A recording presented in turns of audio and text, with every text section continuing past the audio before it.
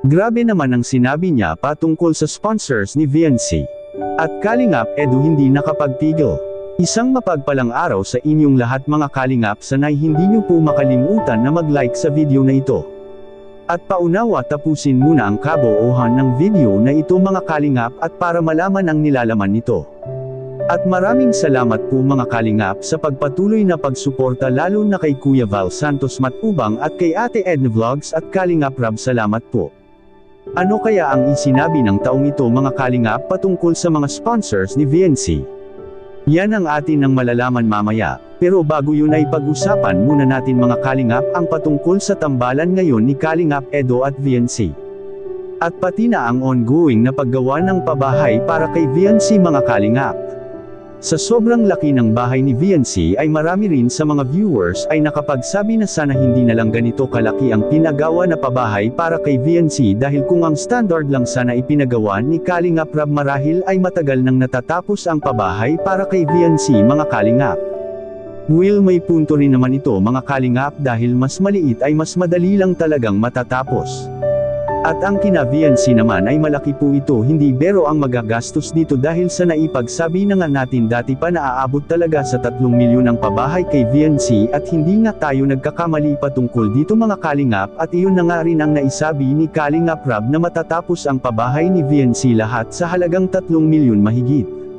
Bakit ganito ang pabahay para kay VNC? Yan ang bongga ng kanyang pagtatapat sa Team Kalingap at pagiging mabait sa mga nakapaligid sa kanya kaya siya pinagpala ng ating mahal na Diyos mga Kalingap.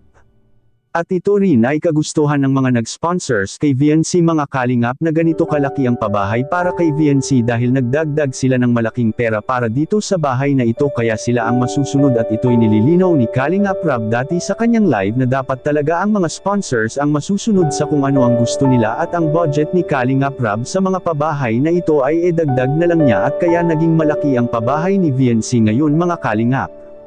Samantala hayag na ngayon ang tambalan ng EDC na nagkakamabutihan na talaga silang dalawa ngayon mga Kalingap.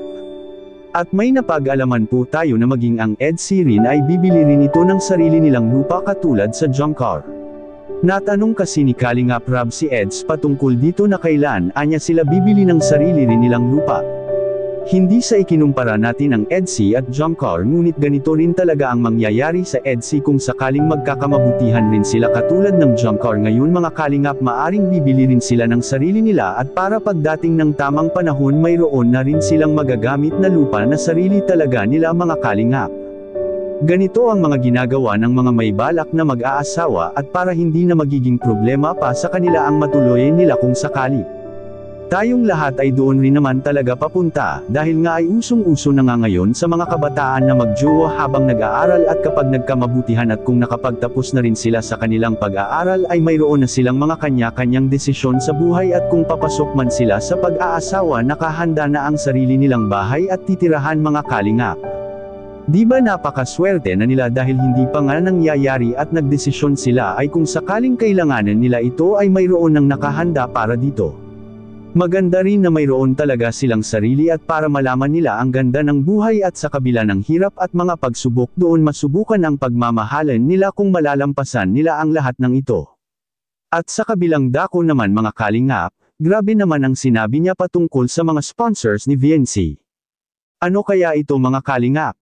Yan ay atin ang malalaman ngayon. Isinabi niya na nahirapan na niya ang mga sponsors ni VNC ngayon dahil sa natigil nga ang paggawa sa pabahay kay VNC. Para sa inyong kaalaman patungkol sa bahay ni VNC ay may sumasagot na naman ang panibagong gagastusin sa loob ng bahay nila at ang gagamiting tiles nila doon ay may sumagot na rin mga Kalingap at paano nasabing nahihirapan na anya ang mga sponsors.